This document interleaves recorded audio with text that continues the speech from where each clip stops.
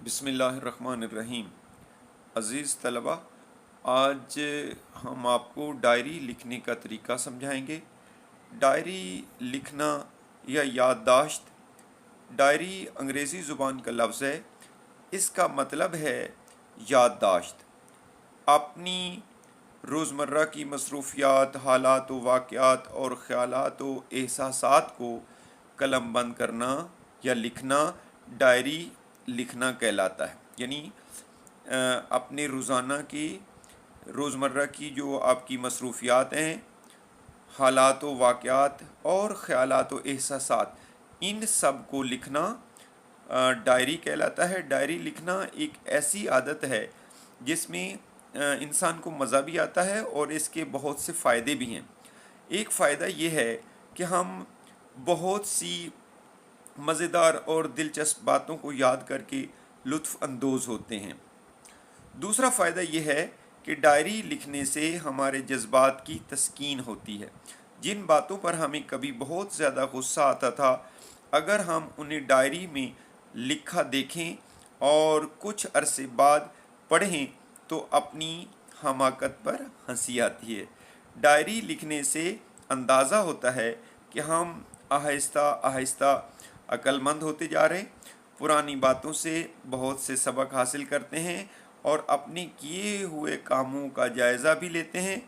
Diary लिखने से कलम में रवानी और तहरीर में पुख्तगी आती है।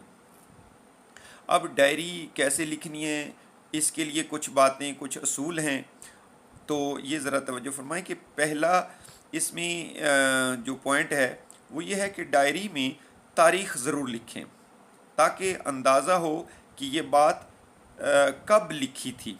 ठीक है, सबसे पहली बात कि तारीख़ आपने लिखनी होती है। नंबर 2, डायरी में रोज़मर्रा की ख़ास बातें लिखी जाएं, यानी जो रोज़ाना की आपकी रूटीन की अहम या ख़ास बातें हैं वो उनको ज़ब्त तहरीर में लाएं या लिखें। तो नंबर 3, डायरी में दिलचस्प हैरान कुन वाक़े का ज़िक्र किया जा सकता है जो आपके लिए अनोखा हो। सबसे अहम बात कि जो बहुत दिलचस्प इंटरेस्टिंग वाक़या हो उसका स्पेशली आपने डायरी के अंदर ज़िक्र करना होता है। डायरी में अपने एहसासात व जज्बात को लिखा जा सकता है ताकि दिल का बोझ हल्का हो जाए कि आज मैं खुश हूँ या आज मैं उदास हूँ और खुश होने की वजह क्या है या उदास होने की रीज़न क्या है। तो इसके बाद अगला नुक्ता ये है कि किसी तारीख़ी मकाम की सैर या मालूमाती दौरे का ज़िक्र करना भी मुफीद होता है इसमें कि कहीं आपने सैर पे गए और अपनी डायरी में उसका ज़िक्र भी कर दें। तो डायरी में किसी तकरीब या वफ़ात का ज़िक्र भी लिखा जा सकता है कि कोई आपने महफ़िल अटेंड की है या किसी अहम अज़ीज़ रिश्तेदार की वफ़ात हुई है तो उसको भी आप इसमें लिख सकते हैं। रोज़ाना कोई अगला नुक्ता यह है कि कोई अच्छा काम करके इसे भी आप डायरी में लिख सकते हैं। रोज़ाना अपनी गलतियों को डायरी पर लिखें कि आज मेरे से ये अहम या बहुत ही इम्पोर्टेंट चीज़ों में ये गलती हुई या ये मेरे से मिस्टेक्स हुई हैं और अपना एहतसाब करें ताकि बुरी आदत छोड़ने में आपको आसानी हो। तो जब आप गलतियों का ज़िक्र करेंगे तो आइंदा फिर उनसे बचने की भी कोशिश करेंगे। अच्छा, इसके बाद हम आपको नमूने के तौर पर ये बताएंगे कि एक तालिब इल्म है, फ़र्ज़ करें कि एक होनहार तालिब इल्म है अब्दुर्रहमान आसिम की डायरी का एक सफ़ा कि वो डायरी किस तरह लिखता है। सबसे पहले तो आपने तारीख़ लिखनी है, जिस तरह ये मैंने लिखा है ऊपर हेडिंग कि एक होनहार तालिब इल्म अब्दुर्रहमान की डायरी का एक सफ़ा। तो सबसे पहले ये तारीख़ का आपने को मेंशन करना होता है 24 सितंबर 2025 ईस्वी। तो इसके बाद इसको पैराग्राफ्स की सूरत में लिखते हैं और ये भी आपके हमारे जो इम्तिहान की रिक्वायरमेंट होती है वो तकरीबन 1.5 से 2 सफ़हात होते हैं अगर डायरी लिखने के लिए कहा जाए। तो ये इस तरह नमूने के तौर पर लिखते हैं। हम एक तालिब इल्म की डायरी का एक सफ़ा आपको पढ़ के सुनाते हैं कि डायरी किस तरह लिखते हैं। पैराग्राफ्स की सूरत में लिखते हैं। मसलन पहला पैराग्राफ है, صبح کی نماز محلے کی مسجد میں جماعت سے پڑھی. اب یہ طالب علم لکھ رہا ہے اپنی ڈائری. صبح کی نماز یہاں سے نیچے آپ نے شروع کرنا ہے یہ پیراگراف. تاریخ لکھنے کے بعد نیچے صبح کی نماز محلے کی مسجد میں جماعت سے پڑھی, قرآن مجید کی تلاوت کی اور قرآن پاک سے فارغ ہو کر گھر آیا. یعنی تلاوت کلام پاک سے فارغ ہو کر گھر آیا. ناشتہ کیا اور سکول کی راہ لی.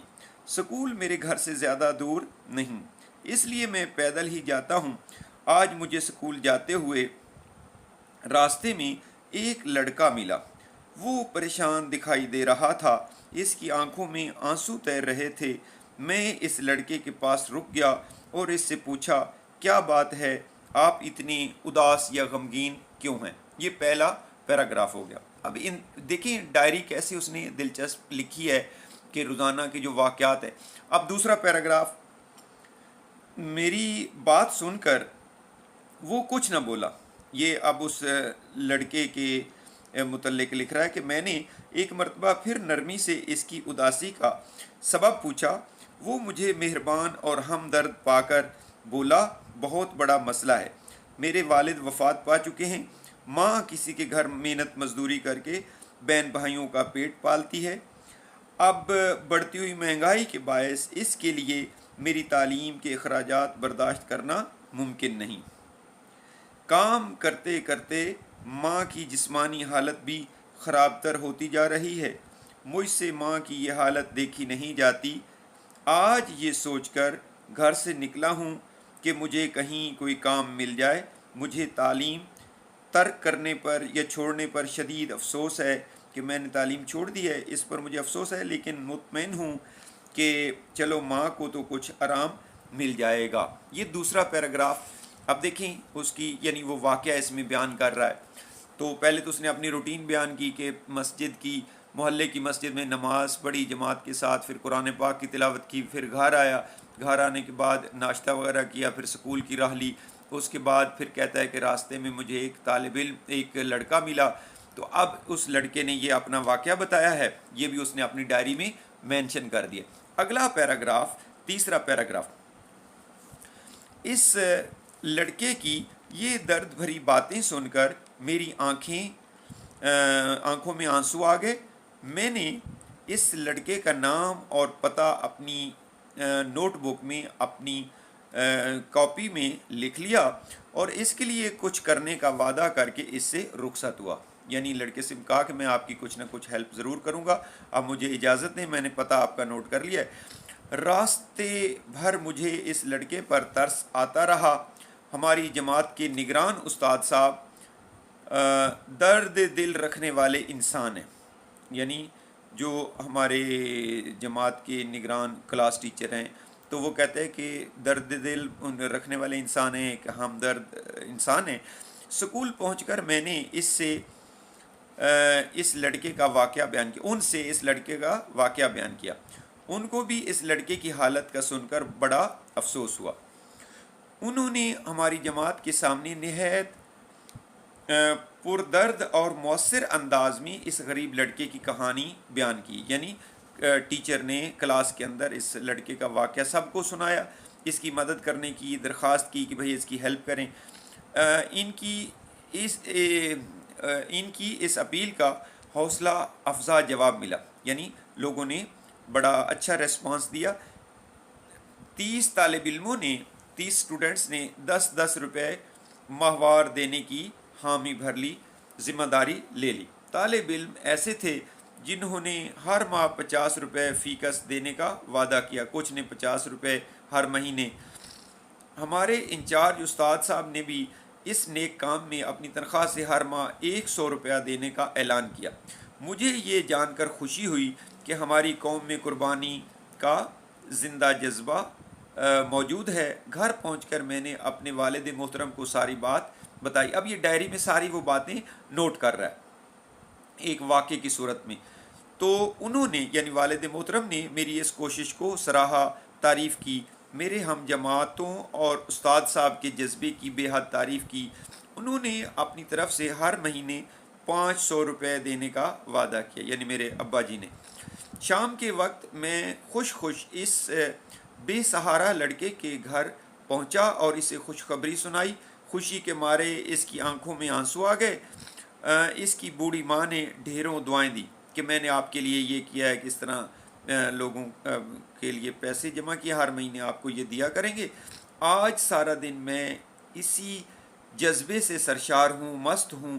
اب سونے سے پہلے جب میں ڈائری لکھ رہا ہوں تو میں اللہ کا شکر ادا کر رہا ہوں جس نے ہمیں ایک دکھی خاندان کی مدد کی توفیق دی ہے۔